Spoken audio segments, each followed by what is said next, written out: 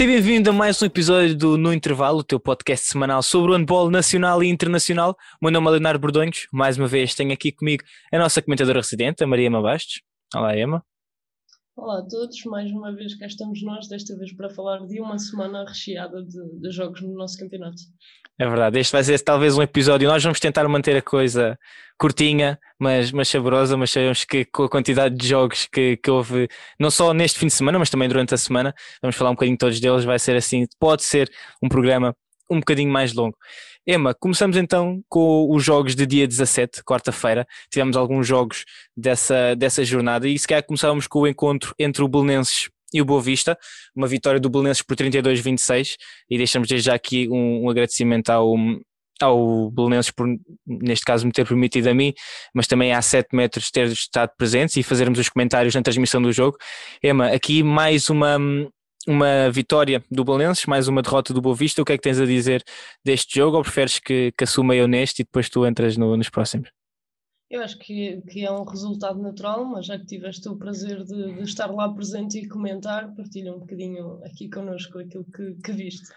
Não, olha, acho que foi, tal como tu disseste, a equipa do Boa Vista, nós sabemos as dificuldades que têm a enfrentar e sabemos que o Belenenses partia e era o claro favorito à entrada para este jogo. No entanto, quem vir aquele início de jogo, o Boa Vista entrou com tudo,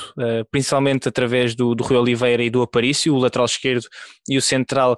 que entraram com uma eficácia incrível e realmente colocaram alguns problemas ao Belenenses, que eu acho que não estavam à espera de uma entrada tão forte do Boa Vista. A equipa do Boa Vista conseguiu realmente colocar muitos problemas, a atacar muito depressa e a aproveitarem os espaços que a equipa do Belenenses estava a dar aquele período inicial, mas depois o professor Luís Monteiro colocou um time-out e foi quase imediato. Parecia que foi o final do jogo, entre aspas, para o Boa Vista, porque a equipa do Belenenses sentiu aquele time-out e voltaram com outra forma, com outra intensidade defensiva, a colocarem mais pressão na primeira linha do Boa Vista, que tinha aproveitado aqueles minutos iniciais para realmente o Rui Oliveira e o Aparício utilizarem o seu forte remate, que são as suas principais armas, e depois o Belenenses começou a construir, começou a dominar, mas o Boa Vista mantinha-se ali sempre a 3, 4 golos, a equipa nunca afastava muito, e uma coisa que nós fomos dizendo ao longo da emissão, e é verdade quando olhamos para esta equipa do Boa Vista, é que é uma equipa muito jovem, e portanto os jogadores tinham um pulmão e estavam sempre a correr e portanto mantinham sempre uma intensidade interessante. O problema vem, e nós já falámos aqui várias vezes, isto aplica-se ao Boa Vista, mas também se aplica, por exemplo, ao Gaia, estas equipas mais jovens, em que às vezes se vê alguma impaciência, dificuldade que eles têm muitas vezes de medir os tempos de jogo. E vimos várias bolas, o Boa Vista perder muitas bolas por maus remates, maus passes ou faltas atacantes com aquela pressa de chegar ao empate e de chegar ao golo.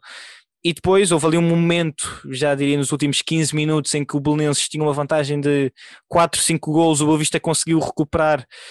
e deixou o jogo a 2 golos, e na altura ainda se pensava, ok, será que pode haver aqui alguma surpresa? Mas novamente o professor Luís Monteiro colocou um time-out e o Belenenses depois conseguiu lidar com alguma facilidade com os problemas que estavam a criar o Boa Vista. Foi um Belenenses, eu diria, semelhante àquilo que nós temos visto do Belenenses nesta época. Defenderam sempre em 5-1 com o Nelson Pina à frente, e realmente ele naquela posição de defesa avançado causou muitos problemas, porque ele é muito rápido a ganhar a posição, a conseguir interceptar bolas e a colocar pressão naquela primeira linha, a afastá-los da zona de decisão. E depois ofensivamente o Cláudio Pedroso, mais uma vez, é o terceiro melhor marcador do campeonato, marcou 7 golos, se eu não me engano, nesta partida. Aproveita muito a diferença de estatura que tem, e depois o facto da restante primeira linha ser uma primeira linha que procura muito os 6 metros, ele consegue ter espaço para rematar de fora, e depois à medida que ele começa a rematar, as defesas acabam por ter mais atenção a ele, e depois o resto do ataque acaba por usufruir desse espaço que ele acaba por abrir. Foi uma vitória, tal como eu disse na emissão, foi uma vitória que já se esperava do Belenenses, mas também deixa uma palavra ao Boa Vista, porque já sabemos que é difícil trabalhar sobre derrotas, e ainda mais difícil é para uma equipa como o Boa Vista, que realmente tem sido uma época em que praticamente só tem derrotas, e portanto a forma como eles, apesar de tudo, se apresentaram, como lutaram até ao fim, como tiveram bons momentos, acho que também é preciso louvar. E não sei, acho que nós às vezes também se calhar não fazemos isso o suficiente, é uma equipa que continua a lutar semana após semana, lutam até ao final. Claro que há vezes em que as coisas correm mal e a maior parte das vezes tem corrido mal, mas acho que merecem também ser louvados pelo empenho que fazem, pelo empenho que têm e pela forma como disputam todos os jogos, e sabem que é sempre difícil, mas não é por isso que entram já abatidos ou já a pensar, bem, este é mais um jogo que vamos perder, não, disputam sempre o jogo e eu acho que isso também é algo que deve ser louvado. Sim, eu concordo contigo e acho que devemos dar o mérito ao Boa Vista por continuar a lutar, e a vitória que eles conseguiram em casa,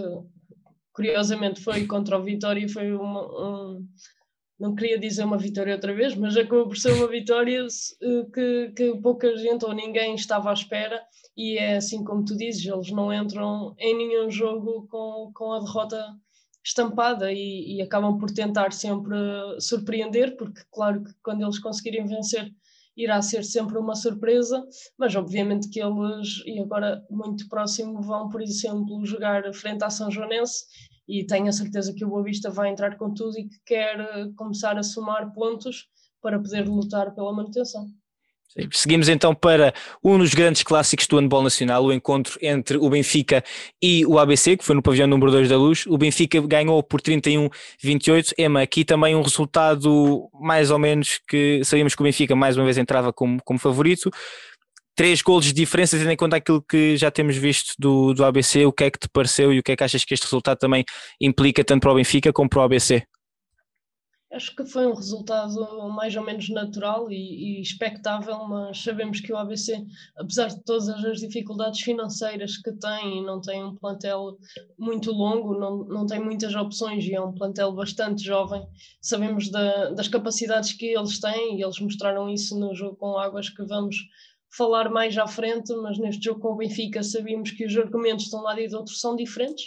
Apesar de o Benfica também ter muitos momentos menos bons, vimos isso quando fizeram um jogo em Gaia, que tiveram muita dificuldade para sair de Gaia com a vitória. Neste jogo com o ABC sabiam que não tinham um adversário fácil, acho que o Benfica entrou com vontade de vencer e desde cedo conseguiu alguma vantagem, nunca perdeu a vantagem no marcador. Houveram alguns momentos em que o ABC se conseguiu aproximar e parecia que estava a crescer no jogo, mas rapidamente, principalmente Lazar Kukic e Petar Djordjic a resolverem grande parte dos problemas do Benfica e acabaram assim por conquistar uma vitória natural, tendo em conta a diferença que existe entre os plantéis. Sim, esses dois que têm sido realmente esta época os dois jogadores mais do Benfica, ou aqueles jogadores que desbloqueiam normalmente os jogos quando estão a ser mais complicados. Mas depois seguimos então para o encontro do Horta contra o Avanca. O Avanca venceu por 21-22. Aqui um Horta que nós falámos, não me lembro se foi no último episódio, não, foi há 2 episódios atrás, quando eu cantei. Talvez. Quando eu cantei, que um Horta que tinha tido uma série de bons resultados, aqui uma derrota em casa. E nós já sabemos que estes jogos em casa são realmente os jogos que o Horta mais necessita de vencer, são realmente o seu ganha-pão, mas aqui uma derrota que achas que compromete alguma coisa para o Horta, ou já sabemos, e isto também é algo que nós temos frisado aqui ao longo dos programas, que o Horta também tem vários jogos em atraso e portanto também era uma derrota frente a uma equipa do Avanca que tem a sua qualidade e que tem mostrado bons pormenores ao longo da temporada. Eu acho que este jogo foi interessante e sinceramente poderia ter caído para qualquer um dos lados, tal como referiste, que nós já referimos aqui. Acho que o Horta está a fazer uma época interessante, tendo em conta todas as condicionantes que tem e tal como tu dizes, os jogos em casa são de veras importantes porque é quando podem contar com todos os jogadores do plantel, porque nem todos conseguem viajar para o continente, o que acaba por ser uma condicionante quando vêm cá jogar. Mas a jogar em casa não conseguiram repetir a proeza que fizeram fora de portas frente ao Avanca, que eles tinham vencido na primeira volta por uma bola. Desta vez acabaram por perder também por um gol de diferença, mas foi um jogo bastante disputado, em que na primeira parte o Avanca esteve sempre por cima e conseguiu muito bem anular as transições do Horta e os pontos fortes do Horta, principalmente o central Miguel Gomes, que acaba por ser o cérebro desta equipa do Sporting da Horta. Depois, na segunda parte, o Horta conseguiu ir para a frente, parecia que tinha o jogo em seu domínio, mas à semelhança do que aconteceu também mais tarde, que já vamos falar à frente com o Póvoa, acabou por perder esse controle do jogo e o Avanca acabou por vencer por uma bola, mas foi um jogo bastante disputado e acho que uma luta interessante está a acontecer neste meio-fim de tabela entre estas equipas. E depois passamos então para o encontro entre o Vitória e o Boa Hora, o Vitória que venceu por 26-18, e um Vitória que vinha numa série de 3-4 jogos, se eu não me engano, ali muito renhidos, 4 jogos penso eu, de jogos por um gol de diferença, jogos contra o Águas, contra o Gaia que nós falámos aqui, contra o Avanca também. Agora aqui uma vitória frente a uma Hora que também se reforçou com muitas peças. Uma vitória também importante, diria, do ponto de vista anímico, por ter tido tantos jogos ali tão próximos. Sabemos que a equipa do Bora tem passado por algumas dificuldades e, portanto, este também era um jogo muito importante para o Vitória, para ganhar mais alguma confiança e para mostrar que realmente as coisas estão a encarrilar. Aqui uma vitória por 8 golos. Sim, esta equipa do Vitória, acho que esta época teve de tudo um pouco. Começaram com o ego muito alto e com os objetivos muito lá em cima e realmente acabaram por refletir em alguns jogos essa qualidade, mas também tiveram jogos menos conseguidos que comprometeram esses objetivos talvez demasiado ambiciosos. Mas este jogo acho que mostrou um Vitória muito forte, apesar de uma má entrada, que o Boa Hora entra logo com um parcial de 3-0. Depois o Vitória conseguiu acertar defensivamente, apesar de ainda não contar com Pedro Martins por lesão, nem Nuno Gonçalves por castigo, julgo que levou 3 ou 4 jogos de castigo,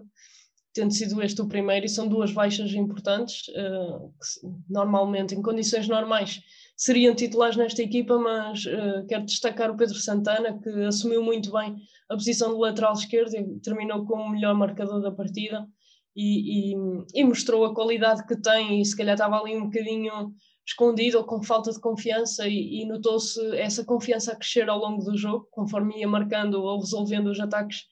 foi ganhando mais confiança e o Vitória acabou por conquistar uma vitória com uma margem de golos acima do normal e do expectável e que transmite outra confiança aos atletas. Sim, o Pedro Santana é um jogador que nós temos visto ao longo da época que se calhar não tem, em certos jogos não tem dado aquilo que se esperava, um jogador com formação no Almada e no Benfica, também já passou pelo Belenenses, se eu não me engano, e portanto um jogador que já tem alguma experiência, mas que realmente chegou a este Vitória, e esta época se calhar não estava a ter as exibições ou a apresentar o nível que nós esperávamos, tendo em conta aquilo que já tínhamos visto anteriormente. E Emma, passamos então para os jogos deste fim de semana. Nós aqui estamos a passar um bocadinho depressa pelos jogos, mas foram realmente muitos jogos este fim de semana. E passamos então para os jogos deste fim de semana, os jogos relativos à 20ª jornada. E começamos mais uma vez, pelo Boa Vista, o Boa Vista que perde por 32-23, sim, frente ao Gaia, em Gaia. Um Gaia que, e tal como nós referizámos há pouco, falámos por exemplo do Vitória, aqui um Gaia que parece estar numa curva ascendente, aqui a colecionar bons resultados. Sim, o Gaia realmente não teve um bom início da época e nós comentámos aqui diversas vezes que o Gaia tem qualidade para fazer melhor do que estava a fazer, e acho que apesar de ter perdido aquele jogo com o Benfica, foi o jogo onde eles perceberam do que são capazes de fazer, porque tiveram a lutar até a final e dificultaram muito a vida dos benfiquistas, mas depois disso conseguiram boas vitórias, nomeadamente quando foram a Setúbal, e agora vencerem por 11 bolas o Boa Vista é um excelente resultado e que dá a tal confiança que se calhar estes jogadores do Gaia, que apesar de jovens têm muita qualidade, precisam para continuar a conquistar bons resultados e entrar naquela luta interessante que eu falei há bocadinho das equipas de meio tabela. Sim, um Gaia que nós já frisámos aqui várias vezes, tem uma equipa muito jovem, e é um Gaia que neste momento já se encontra em 12º lugar da tabela, tem menos, ou melhor, está em igualdade pontual com o Ismael, tem mais um ponto do que o Boa Hora, portanto a equipa que se está a manter assim aqui na luta naqueles lugares, subiu agora um bocadinho, deixou aqueles lugares no fundo da tabela que teve durante algum tempo, portanto aqui um resultado muito importante nas contas do Gaia, e depois seguimos então para um dos grandes jogos desta jornada, acho que podemos dizer isso, um clássico entre o ABC e o Águas Santas no pavilhão Flávio Salete, um clássico num pavilhão clássico. E Emma, este foi um jogo em que o Águas Santas consegue vencer por uma bola, 29-30, mas acho que há aquela música, o I Will Survive, aplica-se perfeitamente a esta equipa. Foi I will survive, agora não sei a letra de cor, mas daqui à frente, daqui a um bocadinho já te canto. Já te lembro. Mas um resultado importante, tendo em conta que vimos um ABC que esteve na frente durante praticamente todo o jogo, mas no final realmente a qualidade do Águas Santas, e diria talvez a experiência a falar em mais alto e a ser o suficiente para esta vitória. Exatamente, o Águas Santas entrou com Pedro Cruz a fazer o primeiro golo e então a vencer, mas logo depois sofreu um parcial de 3-0 com 3 falhas no ataque do Águas Santas, que promoveram 3 contra-ataques de golo fácil, e o ABC tomou logo a liderança do jogo. Foi um jogo em que a dupla de arbitragem permitiu, e na minha opinião bem, o jogo fluir mais, dar mais além da vantagem, e por isso é que este início de jogo teve algumas falhas técnicas inesperadas, porque o jogador, mesmo sendo estorvado, se tivesse a mão que passa a bola livre, o braço livre, não era assinalada a falta, e o Águas Santas ficava à espera da falta, e o ABC muito bem a aproveitar essas oportunidades para conseguir sair em contra-ataque, fazer golos fáceis, conquistou logo aí uma vantagem boa, entrou com o 3-1, e o Águas Santas entrou com a defesa 6-0 habitual, e o ABC tem uma baixa importante, o João Fernandes, que costuma ser o lateral direito da equipa, e teve que adaptar à semelhança do que tinha acontecido já no último jogo contra o Benfica, o João Peixoto, salvo erro, Rafael Peixoto, Rafael Peixoto. Que é ponta esquerda e jogou o jogo todo a lateral direita. É preciso dar mérito também a isso, e até fez um bom jogo na segunda parte, até conseguiu marcar alguns golos e a ser uma peça importante. Aquela primeira linha do ABC, nós já sabemos que com André José e Rui Batista tem muito para dar, tanto no 2-2 como em jogadas individuais. São jogadores muito, muito completos tecnicamente, e conseguiram criar muitas dificuldades à defesa do Águas Santas, que contou com o António Campos muito inspirado neste início de partida, principalmente na primeira parte, e acho que por isso o ABC nunca conseguiu disparar no resultado, e o ABC sempre por perto a responder, e a vantagem do ABC foi sempre de 1-2 bolas. Ambos os guarda-redes tiveram boas exibições, mesmo o Cláudio do ABC esteve muito bem, e o jogo foi muito disputado. Só apenas nos últimos 10 minutos é que o Águas Santas conseguiu empatar e passar para a frente do marcador, e depois acho que chegaram a uma vantagem de 2-3 golos, e foi quando o Jorge Rito pediu um time-out, e daí para a frente, nos últimos 5-6 minutos talvez, eu diria que vimos quase um André José contra o mundo, e impressionantemente, apesar do Águas Santas saber, e toda a gente saber, que o André José acaba por ser o jogador mais influente e que mais decide nesta equipa do ABC, o André conseguiu surpreender, e com várias soluções diferentes fez 3 ou 4 golos seguidos nos ataques do ABC, que foram importantes para o jogo não terminar antes dos 60 minutos, mas acabou por não ser suficiente, e acho que a vitória poderia ter caído para qualquer um dos lados.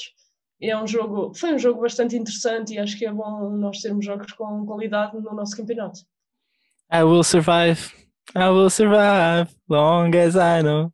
Pronto, depois long as I know how to score the ball, I will survive, e neste caso foi realmente isso. E Emma, nós falamos muito do ABC e colocámos até agora o ABC sempre naquele lote de equipas que podia estar a lutar pelo 4º, 5º, 6º lugar. Neste momento temos um ABC em 9º, com 34 pontos, tendo em conta que a equipa do ABC tem 18 jogos,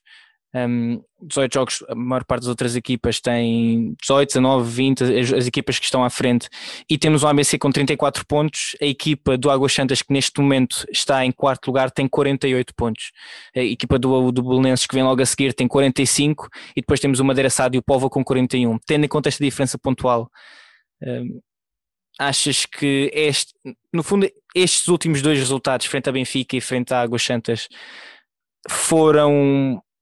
o fim desta nossa narrativa de que possivelmente podíamos ter ver um ABC ali a lutar por aqueles lugares do topo, vamos dizer, quarto, quinto, sexto lugar. Sei que ainda falta muito campeonato, mas são muitos pontos e não há assim tantos jogos em atraso para repor esta diferença pontual quando temos, por exemplo, 14 pontos de diferença para um Águas Santas. Sim, claramente que faz sentido aquilo que tu estás a dizer e que infelizmente não temos visto um ABC regular e com capacidade de lutar por esse quarto, quinto lugar, mas tenho a certeza que irá lutar pelo sexto. E tem capacidade para isso, mas nós também temos de olhar para esta equipa do ABC. Ainda, por exemplo, no jogo frente ao Águas Santas, jogou praticamente o jogo todo com todos os jogadores. E tem um plantel bastante curto, muito jovem, e é muito natural que os resultados não sejam os melhores. E eu sou sincera, quando vi o plantel da apresentação no início da época, julguei que o ABC não fosse capaz de fazer metade do que está a fazer este ano.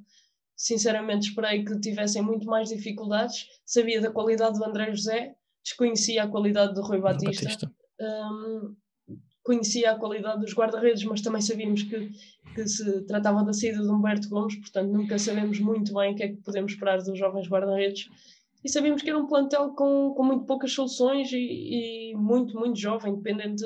E o exemplo disso é, nós falámos, acho que se tivermos de destacar 2 jogadores de campo, aqui vou retirar os guarda-redes que mais destacam no ABC, um tem 18 e outro 19. Sim, por aí. Sim, portanto, claro, e eu quando digo isto não é de todo aqui uma crítica, porque nós sempre dissemos que sabemos que o ABC tinha um plantel muito jovem, e nós falamos aqui tanto de juventude, falamos de Vitória, falamos de Gaia, falamos de Boa Vista, equipas que têm muita juventude, e este ABC, estamos a falar o melhor jogador, e eu acho que aqui não estamos a dizer nada, o melhor jogador, ou o jogador mais influente, que é claramente o André José, tem 19, 20 anos e portanto sabíamos claramente que ia ser uma época difícil. Eles estão a ter uma grande temporada com 34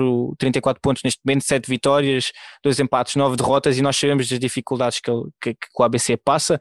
e portanto acho que temos realmente que destacar o bom que tem sido. Nós é que realmente os tínhamos colocado sempre ali naquela luta,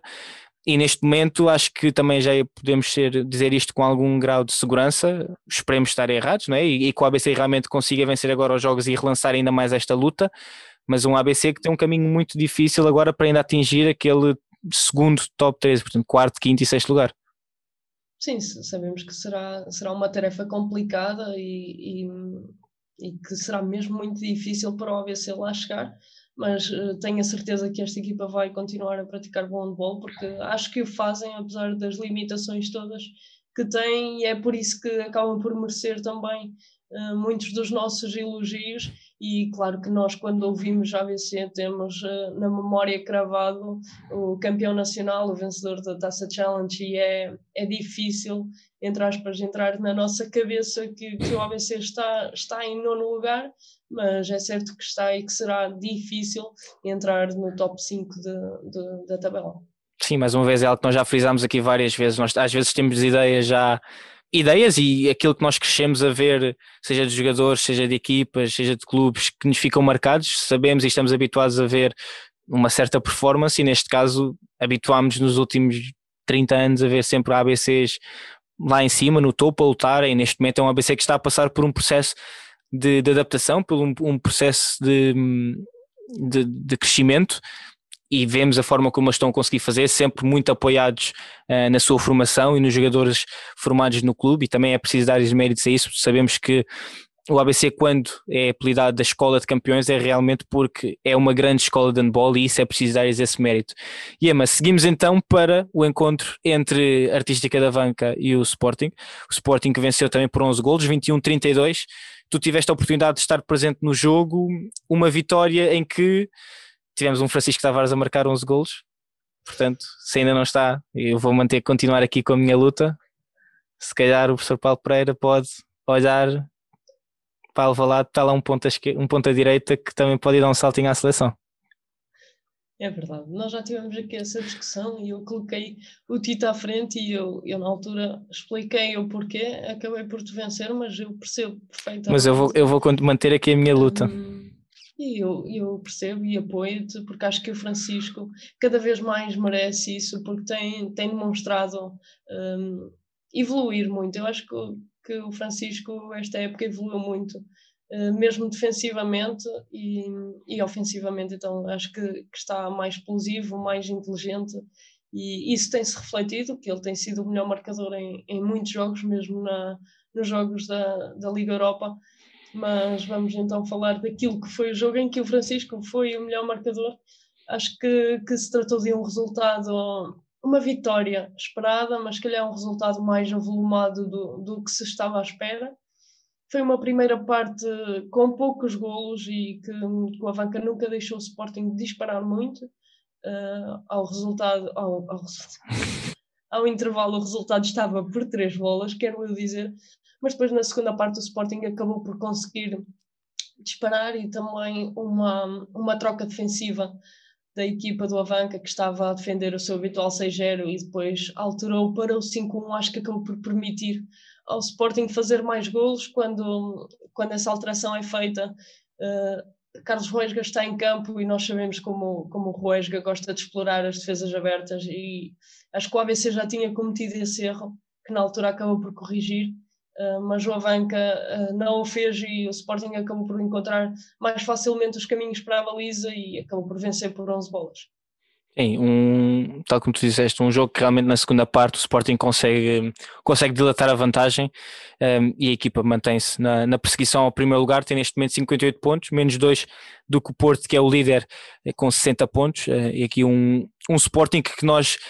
já fomos às vezes duros com o Sporting, mas a verdade é que são 19 vitórias, apenas uma derrota no campeonato, e já fomos às vezes duros, porque realmente sabemos aquilo que a equipa também é capaz de dar, e quando vemos às vezes jogos menos conseguidos, pronto, também é nosso dever dizê-los e debatê-los como temos feito até agora, mas realmente também um Sporting que vence, neste caso por 11 golos, a equipa do Artística da Avanca. De repente não, de seguida, de repente, o Horta, que empatou contra o Póvoa, Ema. O jogo foi disputado na Póvoa, e portanto mais aqui um jogo do Horta, neste caso uma deslocação, e nós sabemos que o Póvoa a jogar em casa também é difícil. O Póvoa está a fazer um grande campeonato este ano, neste seu regresso à primeira divisão. A equipa está em 7º lugar. Um resultado, achas que foi mais ganho, entre aspas, pelo Horta ou perdido pelo Póvoa? Ou seja, foi um empate, foi um empate, mas... Perdido pelo Horta. Ou isso, pronto. Porque o final do jogo acaba com um parcial 3-0 do Póvoa, mas pegando assim num bocadinho aquilo que foi o jogo, o Horta esteve praticamente o jogo todo na frente, chegou a ter uma vantagem de 5 bolas. Eu não consegui ver o jogo todo, mas pela marcha do marcador, vemos que o Horta dominou a primeira parte. Depois, naquele final de jogo que eu acabei por ver, vimos um Horta com mais dificuldades ofensivas e a não conseguir fechar os caminhos para a baliza, e o Póvoa, com um parcial de 3-0, acabou por conseguir empatar um jogo que esteve praticamente a perder durante os 60 minutos, e acaba por ser mais uma vitória para o Póvoa do que para o Horta. Acho que o Horta encara este resultado como uma derrota, e acho que não é muito fácil para os jogadores virem de uma derrota com o Avanca por 1, quando estavam a dominar durante a segunda parte, e depois ir à Póvoa estar a vencer por 5 durante a primeira parte, apesar de chegarem ao intervalo a vencer apenas por 2 bolas. Depois, na segunda parte, tiveram muitas dificuldades e acabaram por não conseguir conquistar os 3 pontos.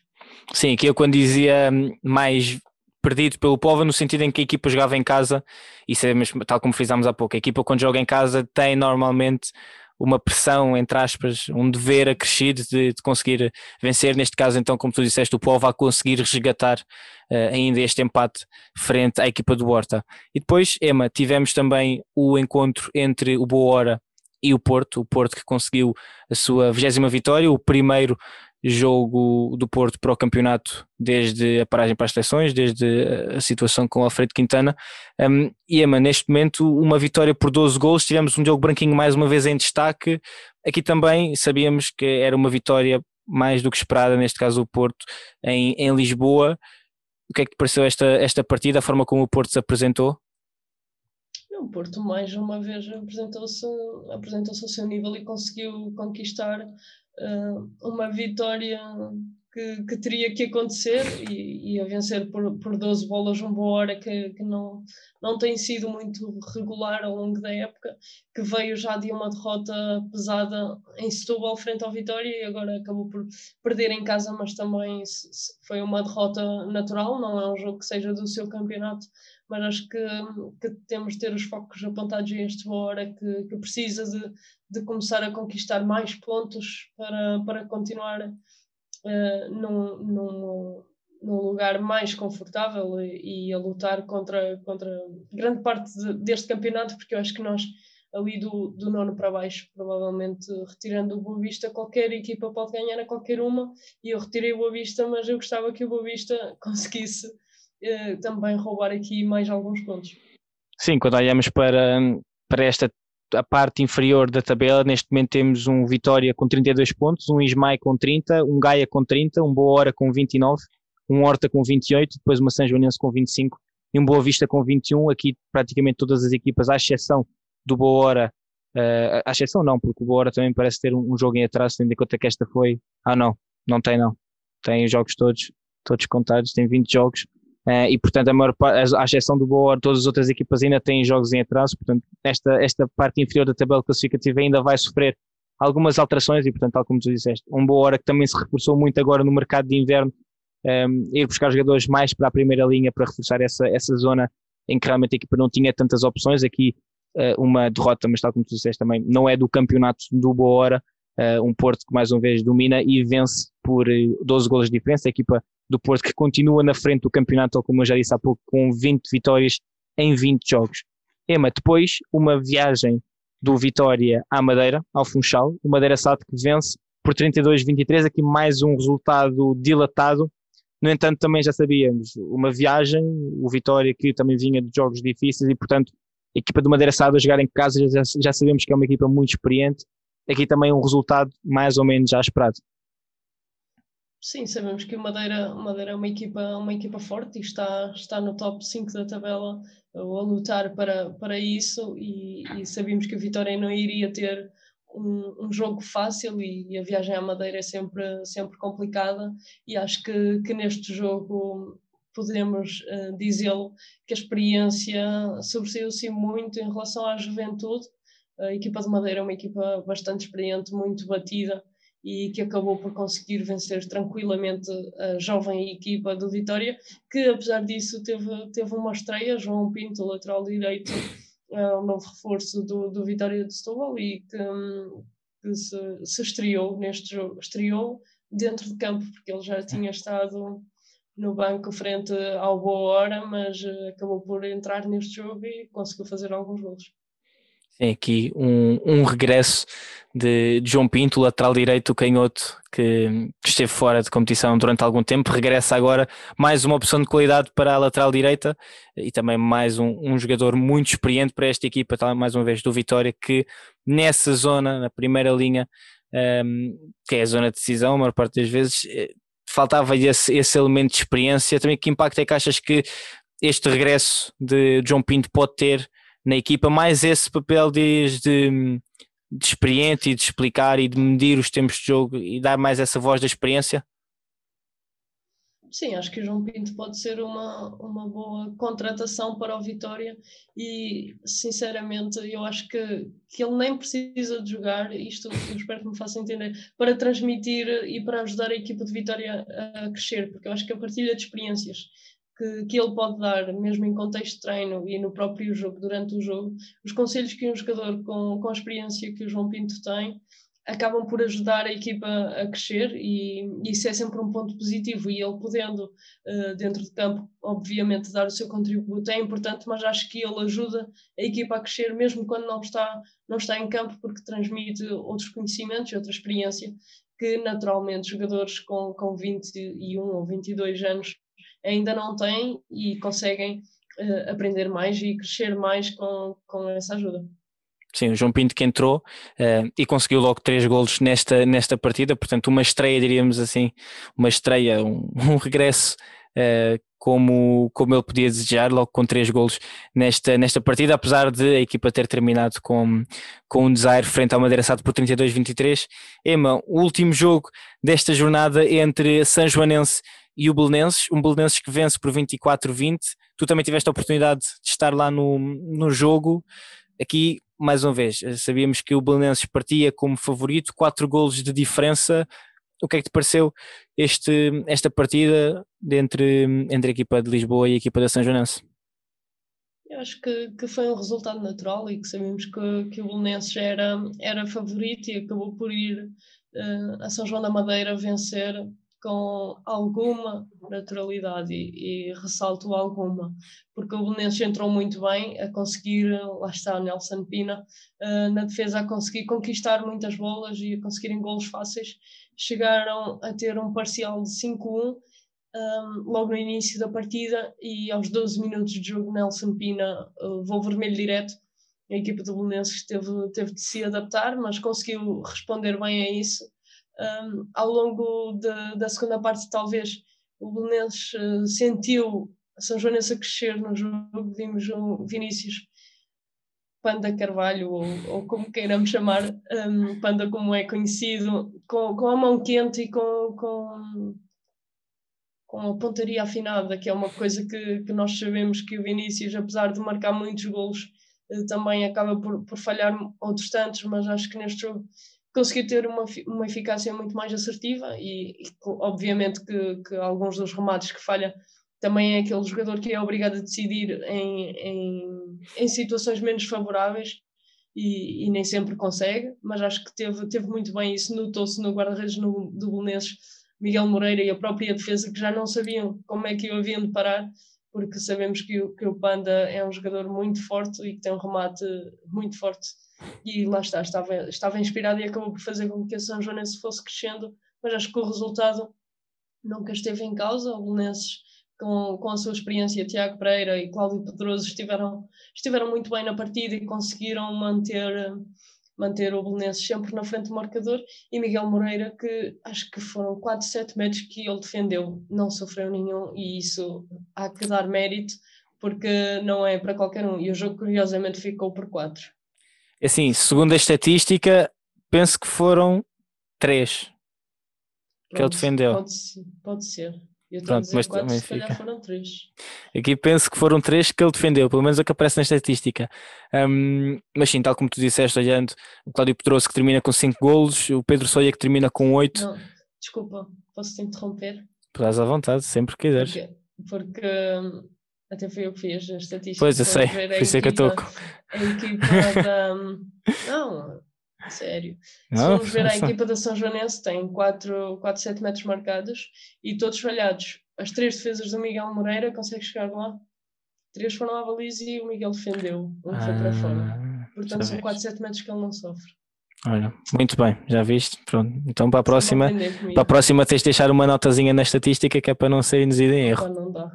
Pá, arranjas aí assim entre as linhas, metes lá assim a outra foi fora. E pronto, e acho que fica assim, não só para mim, para quem está a ver de resto, mas tal como tu disseste, o Panda que termina com 11 golos, portanto longe o melhor marcador da partida, e aqui mais uma vitória para o Belenenses, que continua na luta por esses lugares cimeiros da tabela, esses lugares de acesso às competições europeias. A equipa tem neste momento 45 pontos, menos 3 do que o Águas Santas. O Águas Santas que ainda tem menos um jogo, tem apenas 19, enquanto que o Belenenses já tem 20. Ema, uma última mensagem aqui a quem nos está a acompanhar, a tua mensagenzinha da praxe, que eu já sei que queres deixar. Quero sempre, já. Eu sei, por isso é que eu digo sempre. Pedir desculpa se acharam este episódio um bocadinho maior, mas também foram mais jogos, mas acho que conseguimos manter o foco naquilo que importa, e se assim foi, digam-nos, se não foi, digam-nos na mesma, porque é sempre bom, mesmo quando falam mal de mim, é sempre bom, que é para eu melhorar. Falem e mal é para isso que a gente cá está, falem mal de mim à vontade. Falem à vontade, força. Mal do Leonardo não, mas eles não têm nada para falar mal do Leonardo. Claro. Mas sim, estavas a dizer, falarem mal de nós, para além disso, continuarem a apoiar, como têm feito até agora, claro. Exatamente, reforçar o nosso merchandising. Ainda esta semana vamos enviar novas encomendas e estamos à espera de receber a tua que nos estás a ouvir, que eu sei que tu gostaste muito das sweats e das t-shirts, portanto toca a encomendar, mandem mensagem para mim, para o Leonardo ou para a 7 metros que nós respondemos e estamos à vossa espera, não só para comprarem o nosso merchandising, mas também para interagirem connosco, dizerem o que gostam e o que não gostam, para podermos continuar a crescer. Exatamente, fica aqui então a ressalva de, para além de nos poderem apoiar através do merchandising, que é aí, tal como a Emma disse, basta também enviarem mensagem para nós ou para a página que o vosso pedido fica lá sempre anotado e depois assim que possível nós vamos enviar, tal como a Emma disse, vamos ter agora uma nova remessa de camisolas, de sweats e t-shirts já a sair esta semana, mas também apoia-nos a enviar-nos mensagens, a enviar os teus comentários, aquilo que achas que tem corrido bem, não só aqui no intervalo, mas também na 7 metros, ideias que queiras ver na 7 metros, seja conteúdo em vídeo, em imagens, em áudio, em texto, aquilo que tu quiseres, tu sabes que isto aqui também é muito para ti que nos estás a ouvir, para ti que nos estás a ver, eu esqueço-me sempre que também nos estão a ver. Isto é exatamente para ti, portanto dá-nos o teu feedback, aquilo que gostas, aquilo que queres ver mais, aquilo que queres ver menos e nós vamos ter isso em conta para depois a produzir o resto do conteúdo que te apresentamos aqui, seja aqui no YouTube, no Spotify, mas também no resto das plataformas, seja no Twitter, no Instagram, no Facebook, na Twitch, no YouTube já disse, no Spotify já disse, no TikTok, no Instagram já disse, no TikTok também, portanto o conteúdo é algo que não falta e portanto dá-nos o teu feedback, aquilo que queres ver, que é para nós tu podermos entregar, seja na tua plataforma que quiseres ou até no site em www.7metros.com.pt, portanto fica atento a tudo aquilo que se passa no mundo da 7 metros, no mundo do handball, seja em Portugal ou lá fora. Este foi mais um episódio No Intervalo comigo, Leonardo Bordonhos, e com a Maria Mabaixo. Não percas o próximo episódio porque nós também não. Até à próxima.